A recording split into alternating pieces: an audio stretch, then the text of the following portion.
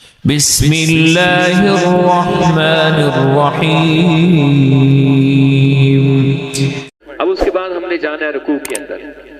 یہاں بھی ایک بہت بڑا مسئلہ ہے رفع الیدین کا، ہم اس کو بھی آج حل کرنے کی کوشش کرتے ہیں۔ رسول اللہ صلی اللہ علیہ وسلم کی اس قدر کثرت کے ساتھ احادیث کسی اور مسئلے کے اندر نہیں ہے جتنی کثرت کے ساتھ احادیث رفع الیدین کے موضوع پر ہے۔ ایک تحقیق کے مطابق 450 روایات ہیں، ایک تحقیق کے مطابق 550 روایات ہیں، ایک تحقیق کے مطابق 600 روایات ہیں رفع الیدین کرنے کے اوپر، اور ان میں سے سب سے بڑی مشہور حدیث حضرت وائل بن حجر رضی اللہ تعالیٰ عنہ کی 9 اور 10 ہجری کے اندر 2 سال مسلسل سردی کے جو ایام کے اندر نبی صلی اللہ علیہ وسلم کی نماز سیکھنے کے لیے آتے رہے۔ یہ صحابی بیان کرتے ہیں کہ رسول اللہ صلی اللہ علیہ وسلم کے صحابہ اپنی چادروں سے ہاتھ باہر نکال کر رفع الیدین کیا کرتے تھے۔ پھر ایک یہ سوال اٹھایا جاتا ہے کہ نبی صلی اللہ علیہ وسلم کی آخری نماز کے اندر رفع الیدین دکھا دیں۔ سنن بہقی کے اندر حضرت عبداللہ بن زبیر رضی اللہ تعالیٰ عنہ کی روایت ہے۔ یا میں آخری نماز والا مسئلہ حل کرنے لگا ہوں، اس سے پہلے ایک اور حدیث سنیں۔ پوری امت کا اس بات پر اتفاق ہے، رسول اللہ صلی اللہ علیہ وسلم کی جب بیماری بڑھی ہے اور آپ صلی اللہ علیہ وسلم اپنی زندگی کے آخری ایام کے اندر 2 صحابہ کے کندھوں پہ سوار ہو کر، آپ نے بیٹھنا ہے تو بیٹھ جائیں، 2 صحابہ کے کندھوں پہ آپ سہارا لے کر مسجد نبوی کے اندر آئے، ٹھیک ہے جی، اور حضرت ابو بکر صدیق رضی اللہ تعالیٰ عنہ نماز پڑھا رہے ہیں۔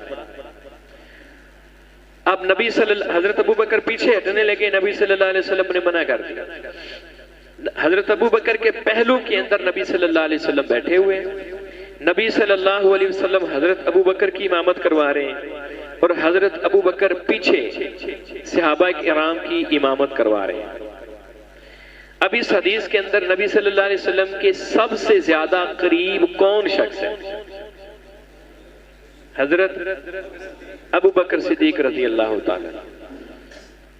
اب پوری امت کا اس بات پر بھی اتفاق ہے، اس کے بعد نبی صلی اللہ علیہ وسلم مسجد میں نہیں تشریف لائے، اپنی آخری دن تک آپ مسجد میں نہیں تشریف لائے۔ اب حضرت ابو بکر سے پوچھتے ہیں، جنہوں نے آپ کی آخری نماز کو دیکھا ہے، آپ کی آخری نماز کیسی تھی؟ سنن بہقی کے اندر روایت ہے، امام بہقی نے اس حدیث کے سارے راویوں کو صحیح کہا کہ یہ حدیث کے سارے راوی صحیح ہیں، اس کی سند بالکل درست ہے۔ اس حدیث کے راوی عبداللہ بن زبیر کہتے ہیں، میں نے اپنے نانا ابو بکر صدیق رضی اللہ تعالیٰ، یہ حضرت اسماء کے بیٹے تھے، کہتے ہیں میں نے اپنے نانا ابو بکر صدیق کے ساتھ نماز پڑھی، اور حضرت ابو بکر صدیق نے رکوع میں جاتے ہوئے بھی اور رکوع سے اٹھتے ہوئے بھی رفع الیدین کیے۔ کیا آپ تصور کر سکتے ہیں کہ حضرت ابو بکر صدیق جیسی عظیم شخصیت کہ آپ نے آخری نماز میں رفع الیدین نہ کیا ہو اور حضرت ابو بکر کریں؟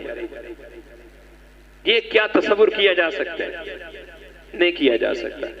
اس کا مطلب ہے حضرت ابو بکر صدیق رضی اللہ تعالیٰ عنہ نے نبی صلی اللہ علیہ وسلم کی آخری جو نماز دیکھی ہے اس کے اندر بھی رفع الیدین موجود ہے، اور یہ بات ہم دعوے کے ساتھ کہہ سکتے ہیں، دعوے کے ساتھ، اور اس کے اوپر اللہ کے فضل کے ساتھ ہم قسم بھی اٹھا سکتے ہیں۔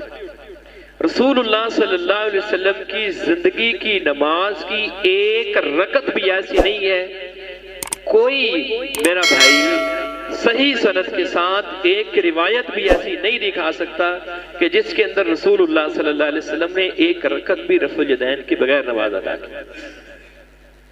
یہ بہت بڑا دعویٰ ہے جو ہم کر رہے ہیں، اور اس کے اوپر ہم الحمدللہ اللہ کی رحمت کے ساتھ دلائل بھی رکھتے ہیں۔ تو آپ نے رکوع میں جاتے ہوئے رفع الیدین کرنے بلائیں جی صاحب۔ بہترین صدقہ جاریہ حاصل کرنے کے لیے اس ویڈیو کو لائک، کمنٹ اور شیئر کرنا مت بھولیں۔